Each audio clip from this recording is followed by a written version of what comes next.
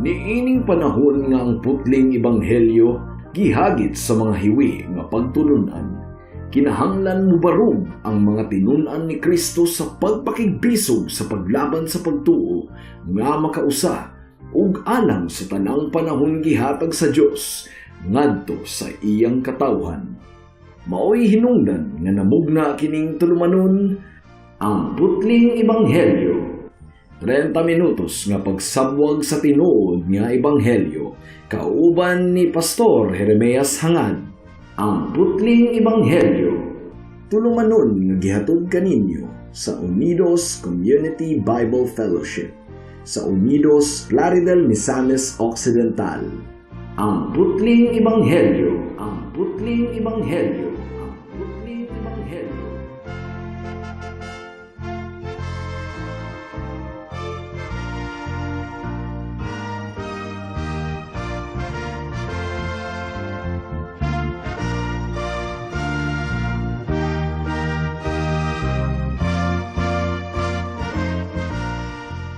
Mayong hapon, Unidos, Plaridel, Calamba, Baliangaw, sa Pangdalaga, Rizal, Lupisay na ug kutob sa tanang gidala sa Ginoo sa pagpaminaw ni ining atong programa nga giuluhan og ang putling ebanghelyo. Sa makausapa kini ang inyong igsuon ug higala sa kahanginan si Pastor Jeremias Lauri Hangad sa Unidos Community Bible Fellowship dinuyugan sa iglesia nga nag-sponsor ni ining atong programa, ang Salitran Covenant Bible Church sa Barangay Salitran, Dakbayan sa Dasmariñas, probinsya sa Cavite.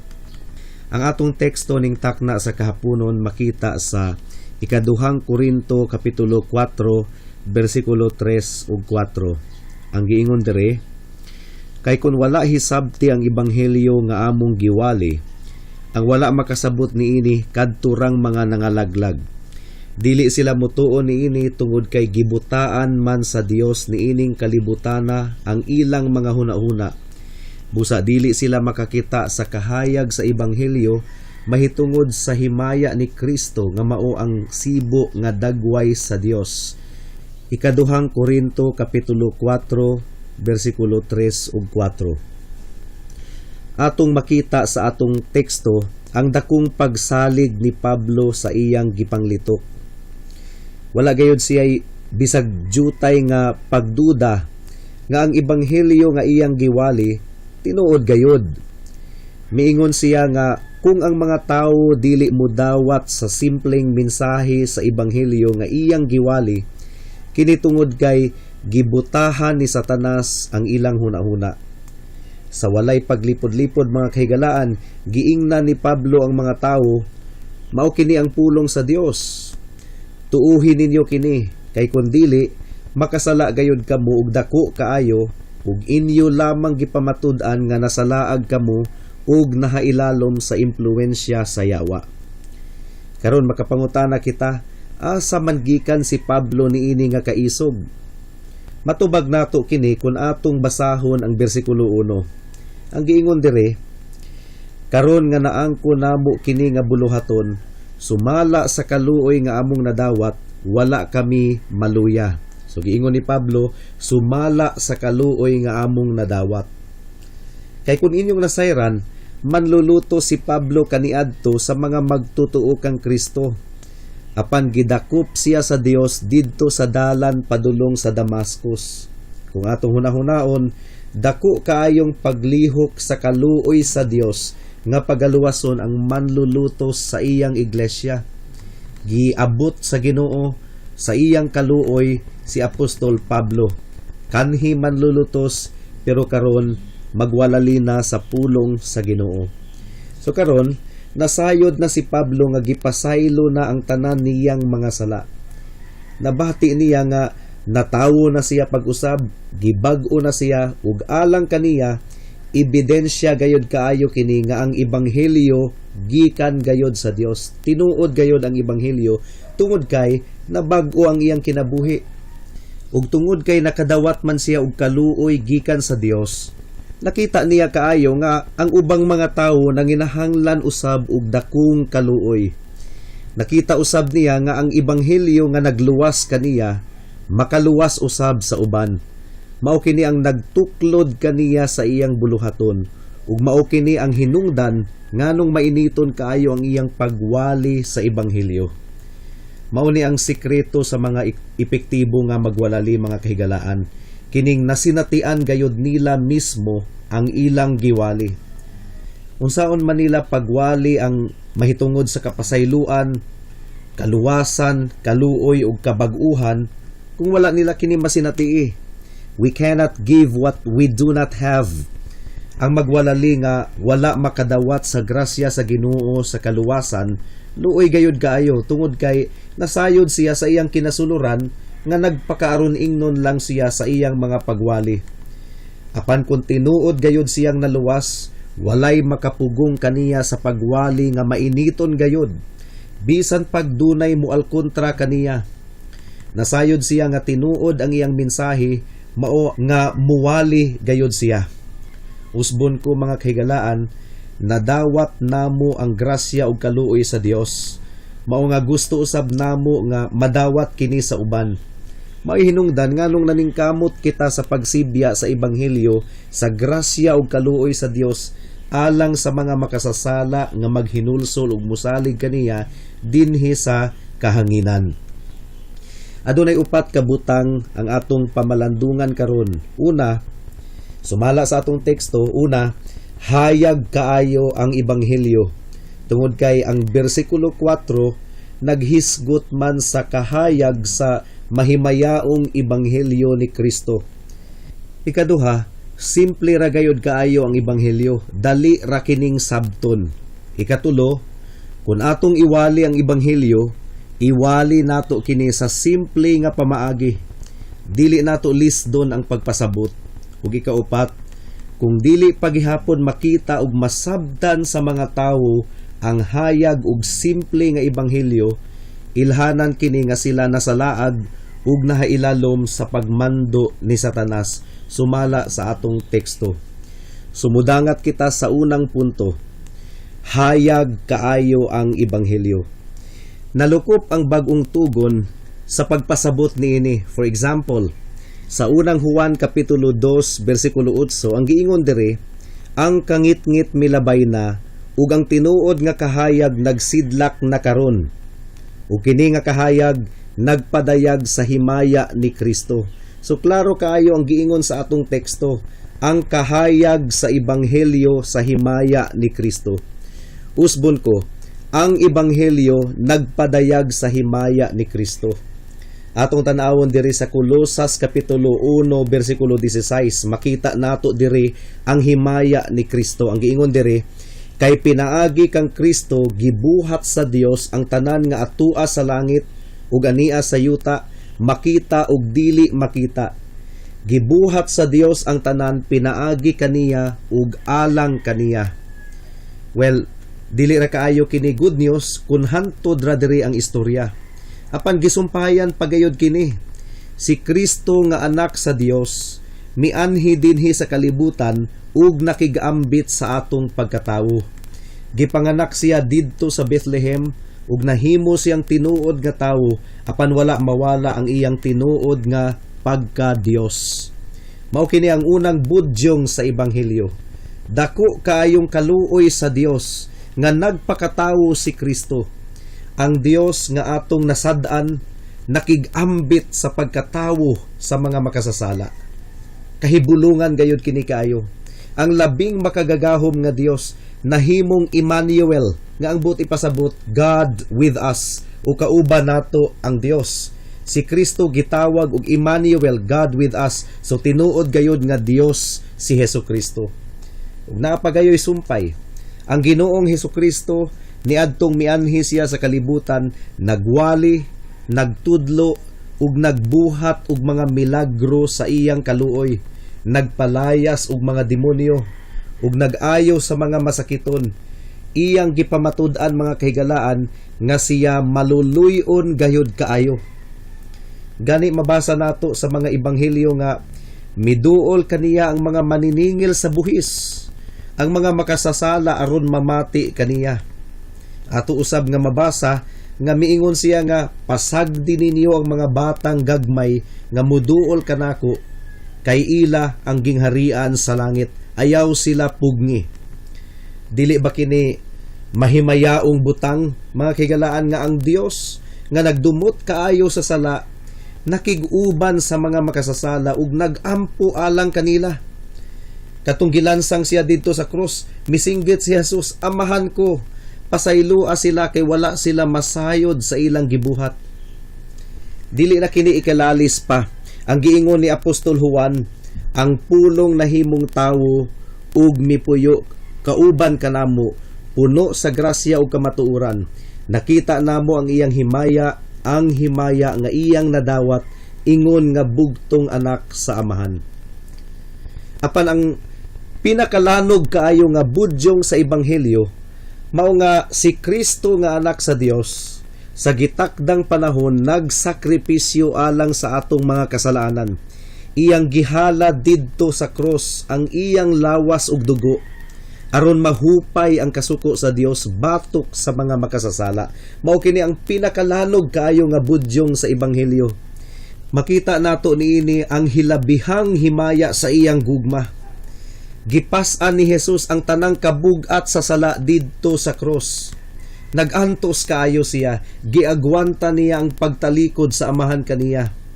Ang matarong nga Dios ug tawo, tungod kay si Jesus, Dios man usab ug tawo man usab, nagantos alang sa mga dili matarong, aron dad-on kita ngadto sa Dios. Mao kini ang ebanghelyo nga atong giwali, mga kahigalaan, ang ebanghelyo sa pagbansili. Tungod kay adunay dakong pagbansili, there is a great exchange. Mibarog si Jesus alang sa mga makasasala ug naganto siya tungod sa paglapas sa mga makasasala batok sa balaod sa Dios. Ang tanang silot sa sala nga gimando sa balaod, si Jesus ang nagpas-an. Napabay makalabaw sa pagkaanindot kaayo niini nga balita. Panwala patamahuman, mga kahigalaan, naapay sumpay si Kristo nga namatay ug gilubong, nabanhaw gikan sa kamatayon ug milingkod sa tuong kamot sa amahan ug nangaliyupo alang kanato.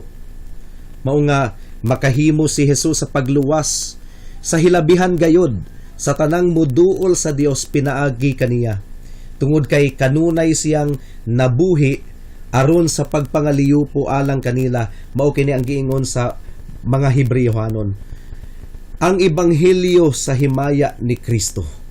Himaya kini sa Dios nga nagpataliwala siya tali sa mga tawo ug sa Dios, nangaliyupo alang sa mga makasasala nga mudangup kaniya. Ug ang basihan sa iyang pagpangaliyupo mao ang argumento sa dugo nga iya nang giula didto sa cross. Apan dili maayo nga kalimtan nato ang usapa ka kamatuoran nga si Kristo nga naghari karon sa iyang kahimayaan ug nangaliyupo alang sa iyang mga katawhan, mubalik pag-usab aron tigumon ang tanan niyang mga niluwas aron makauban na niya hangtod sa kahangturan. Mubalik pag-usab si Jesus. Mao kini ang kinatibuk ang kahayag sa ebanghelyo. Gipakita niini ang himaya ni Kristo, ang himaya sa iyang gugma ug kaluoy, ang himaya sa iyang hamili nga dugo nga adunay gahom sa paghinlo sa pinakaitom nga sala. Mao kini ang ebanghelyo sa himaya ni Kristo ug ang kahayag niini, mga kahigalaan, landag gayud kaayo. So mao kini ang unang punto, ang ebanghelyo hayag gayud kaayo. Ikaduha, ang ebanghelyo sayon rang sabton. Walay makalibog nga bahin sa ebanghelyo. Walay bahin niini nga dili masabtan sa mga tawo. Gawas na lang kung nagdumili sila sa pagsabot niini. Alang sa mga taong nagtinguha sa pagsabot niini, tataw gayod kaayo ang mensahe niini. Naay mga libro nga lisod kaayong sabton, nga kung pwede pa lang direkta kitang makikita sa author o manunulat sa maong libro aron pangutan-o nato siya kung unsa ba gayud ang buot ipasabot niya sa iyang libro. Apan ang ebanghelyo sa Dios, mga kahigalaan, dili lisod sabton. Paminawa kini higala. Tinuod nga misteryosong butang ang pagpakatawo ni Kristo. Ang Dios nahimong tawo nga wala mawala ang iyang pagka-Dios, misteryoso gayud kaayo kini. Pero dili na nato labdon pa ang atong ulo aron tugkaron nato ang tanang mga detalye niini.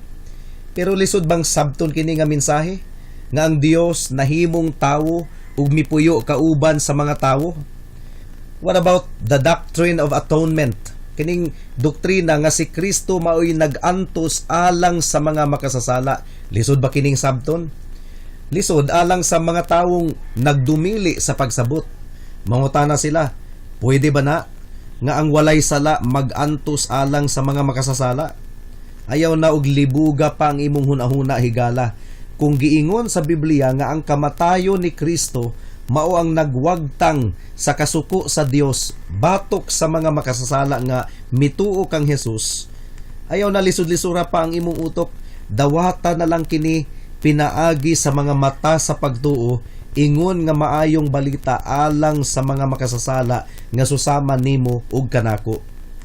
Kung halos mamatay na ang usa ka tawo sa kagutom, unya dunay mihatag niya og pansit, dili na siya makiglalis pa kung giunsa pagluto ang maong pansit. Mukaon na siya diretso aron masulbad ang iyang kagutom. Karon, kung nagproblema ka sa imong sala, unya nasayran nimo nga ang kamatayon ni Kristo didto sa cross mao di ay ang solusyon sa imong problema sa sala, ayaw na pakiglalis pa. Tuuhi og saligi na dayon kini nga kamatuoran. Simple kini nga mensahe mga kaigsuonan, walay makalibog niini. Kining bililhon kaayo nga doktrina nga pagaisipon kita nga matarong atubangan sa Dios, pinaagi sa pagtuo sa merito sa kamatayon ug pagkabanhaw ni Kristo. Unsa may makalibog niini? Klaro pa man kini kaayo kaysa udtong tutok. Salig dayon kang Hesus alang sa imong kaluwasan. Lisod ba ka ng sabton? Nanginahanglan pa ba kini og lalom nga pilosopiya? Wala na.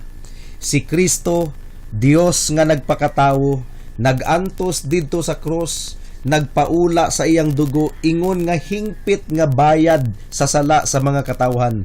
Ug nga ang mutuog mosalig kaniya, pagaisipon nga matarong atubangan sa Dios. Simple nga mensahe, masabtan bisan pa sa pinakayanong tawo diri sa kalibutan. Unsa na lang kahano? Kung ang mga abogado lang ang adunay katakos sa pagsabot sa ebanghelyo, daghan gayud kaayong malaglag didto sa impyerno, kay jutay raman ang makasabot. Pananglitan og lisod kaayong sabton ang ebanghelyo. Luoy kaayo ang himalatyon. Galisod na gani og ginhawa, pero maglisod ta og pasabot kaniya sa ebanghelyo, kay nanginahanglan pa man kini og komplikado nga pagpasabot. Dalaygon kaayo ang Dios. Tungod kay ang ebanghelyo tataw gayud kaayo nga bisan ang himalatyon makasabot niini.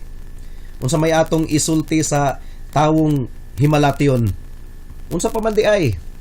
Isulti nato kaniya nga si Hesukristo mianhi dinhi sa kalibutan aron sa pagluwas sa mga makasasala, nga si bisan kinsa ang mutuo kaniya dili malaglag kundili adunay kinabuhing walay katapusan.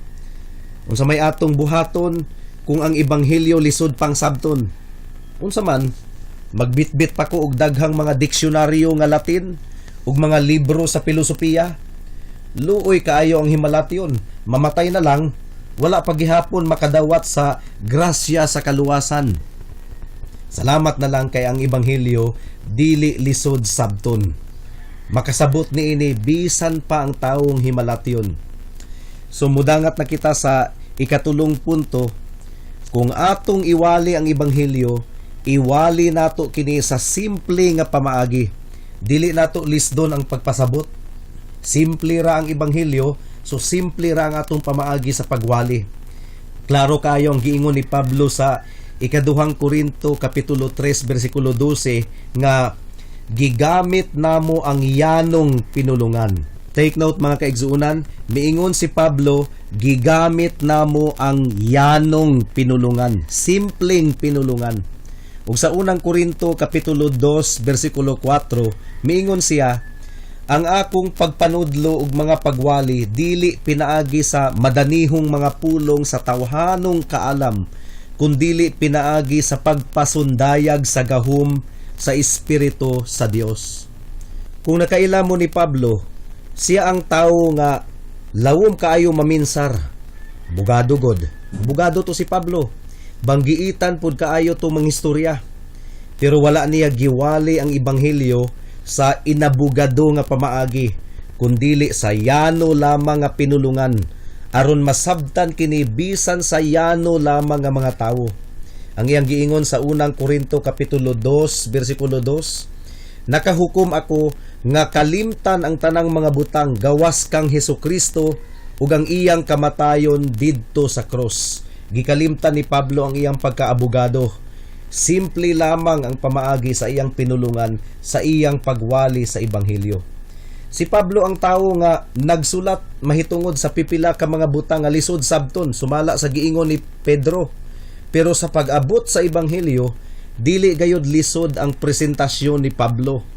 Mura siya og kindergarten teacher nga naningkamot nga himuong simple ang leksyon aron masabtan sa iyang mga kindergarten pupils. Mao kini ang atong sumbanan sa pagwali, mga kaigsuonan. Iwali ang ebanghelyo sa simple ug tataw nga pamaagi. Wala na tanang ginahanglan og mga balaknon nga mga pulong sa atong pagwali. Basin og mahimo hinuon ka ng mga babag nga dili masabtan sa mga tawo ang mensahe sa ebanghelyo. Sa katapusan, kung dili pagihapon makita og masabtan sa mga tawo ang hayag ug simple nga ebanghelyo, ilhanan kini nga sila nasalaag ug nahailalom sa pagmando ni Satanas. Unsa may giingon sa atong teksto, ang giingon diri sa bersikulo 4, kay kun wala hisabti ang ebanghelyo nga among giwali, ang wala makasabot niini kadturang mga nangalaglag. Gibutaan ni Satanas ang mga mata sa mga dili magtotoo. Mao kini giingon sa atong teksto, aron dili nila makita ang mahimayaong ebanghelyo ni Kristo. Hayag na gud kaayo ang ebanghelyo. Unya dili paghihapon nila masabtan. So klaro kaayo nga gibutaan ni Satanas ang ilang mga mata ug hunahuna. Ang dili pagtuo, pagsabot, pagdayig ug pagdawat sa ebanghelyo ilhanan kana sa pagkalaglag. Gusto na akong prangkahan karon ang mga tawo nga wala modawat sa ebanghelyo tungod kay dili kuno sila kasabot niini ug wala sila'y nakita nga nindot gikan niini. Mga kahigalaan, kung nadunggan na ninyo kini nga giwali nga naha kaninyo, unya wala gihapon kamo modawat niini, tataw gayud kaayo nga kung gililong kini gikan sa inyong mga mata, kini tungod kay buta pa kamo diha sa espiritu. Sa laktod nga pagkaistorya, patay pa kamo sa espiritu gumikan sa inyong mga sala. Efeso kapitulo 2 bersikulo 1. Sa laing bahin, kamo nga mga nakadawat sa ebanghelyo, naluwas na kamo. Kung mituo mo nga si Jesus mao ang manluluwas, gipakatawo na kamo diha sa Dios. Kung gidawat ninyo si Kristo ingon nga inyong Dios ug manluluwas, naluwas na kamo. Apan kung wala gihapon ninyo makita ang himaya ni Kristo, taliwala sa kahayag sa ebanghelyo, klaro kaayo nga buta ang inyong mga mata. Bisag unsa kahayag sa adlaw, apan kung ang tawo adunay glaucoma ug katarata, ngit-ngit gihapon ang iyang pananaw. Sa susamang paagi, bisag unsa kahayag ang ebanghelyo, kung buta ang espirituhanong mga mata sa usa ka tawo, dili gihapon siya makakita niini. Hinaot nga ang espiritu sa Dios magatandog sa mga katawhan mahitungod sa sala sa dili pagkamatinuohon, the sin of unbelief. Wala ako'y gahom niini isip usa ka pastor, kutob lang ko sa pagwali. Ang balaang espiritu lamang ang makabuhat niini. Hinaot nga ang atong teksto sama sa espada nga duhay sulab, mudulot ug musamad sa mga konsensya sa mga namati karon sa atong programa. Sumala sa atong teksto, ang wala mituo kang Kristo nasalaag ug nalaglag. Wala giingon diri nga malaglag, kundili nalaglag. Tungod kay ang wala mituo gihukman ng daan, tungod kay wala siya mutuo sa anak sa Dios. Mao kini giingon ni Hesukristo. Iduot kining tulo ka mga pulong sa inyong konsensya, mga kahigalaan, gihukman ng daan. Hinukman bisan karon, nangalaglag na kamo nga ang buot ipasabot, nag-anam-anam na muog martsa padulong sa walay katapusang pagkaalaot didto sa impyerno. Nagkataas ang inyong kinabuhi, nagkaduol sa kamatayon, nagkaduol sa impyerno. Kung kamo wala gihapon mituog misalig kang Hesukristo, ingon nga Dios ug manluluwas. Makalilisang kaayo kini nga kahimtang nga gipamatud-an sa imong sitwasyon karon higala, nga nagpabilin ka pang wala makasabot sa ebanghelyo. O kung nasabtan manimo kini, wala ka makadayig niini, wala ka makakita sa katahom ug himaya niini.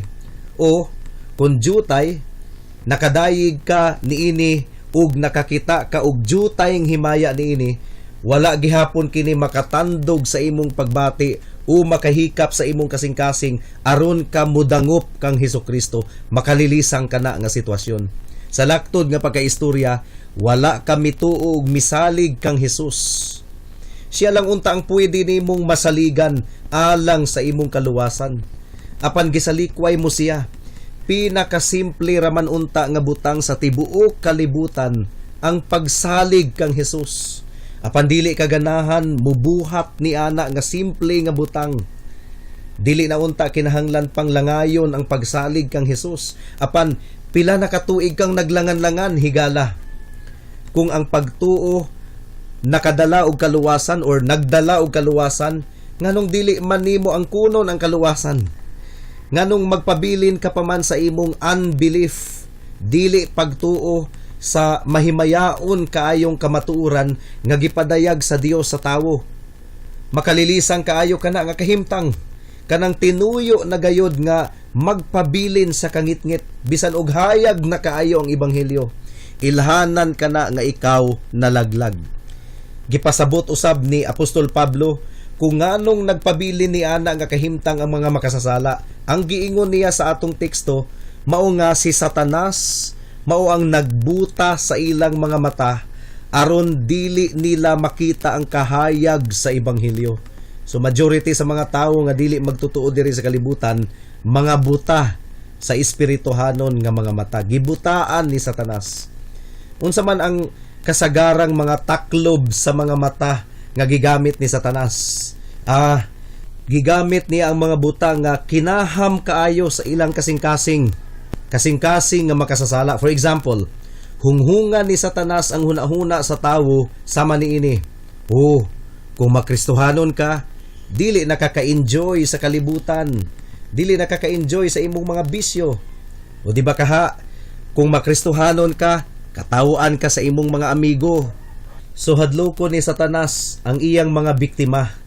Maningkamot pud siya nga ipakagaan ug ipakawalay bili ang himaya sa langit nga naghulat sa mga magtutuo, ug iyang palapdon ang mga kalibutanong kalipay. Apan itago niya gikan sa pagsabot sa tawo ang tinuod nga kalipay nga maangkon sa mga magtutuo, gumikan kay napasaylo ang tanan nilang mga sala diha kang Kristo, ug naghulat ang ganti sa langit alang kanila. Maningkamot si Satanas nga tabunan kini nga kamatuoran. Karon, unsa may atong maistorya sa pagtapos ni ining atong pamalandong? Dili ka pa ba magtutuo higala?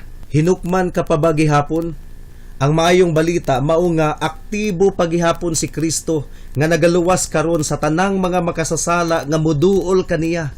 Mao nga duol kaniya higala, dili kaniya balibaran, dili kaniya isalikway.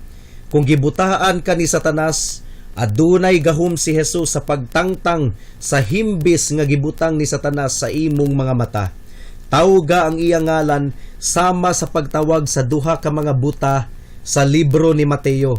Ang giingon sa duha ka mga buta, Jesus, anak ni David, kaluy iintahon kami. Miduol si Jesus kanila o giayo sila ni Jesus. Higala, mianhi si Jesus aron ablihan ang mga mata sa mga buta. Kung ikaw buta, duol kang Jesus, iya kang ayuhon. Unsa pa may nagpugong kanimo sa pagduol kang Jesus? Duol kaniya karon Paminawa ang iyang imbitasyon sa Isayas 1:18. Ang giingon diri, ngari kamo ug maghusay kita, bisag unsa kapula ang inyong sala, maputi kini kaayo sama sa niebe. Bisan pa kinig dagtum pula, maputi kini sama sa balahibo sa karniro. Salig sa manluluwas karon dayon higala. Bisan pag 10 minutes ago, hugaw kaayo kaatubangan sa Dios. Apan kun muduol ka kang Hesus karon, mahinlo gayud ikaw. Sa usa lamang kapag pamilok, kung muduol ikaw kang Hesus diha sa pagtuo karon mismo, diha dayon mapasaylo ikaw ug maluwas ikaw.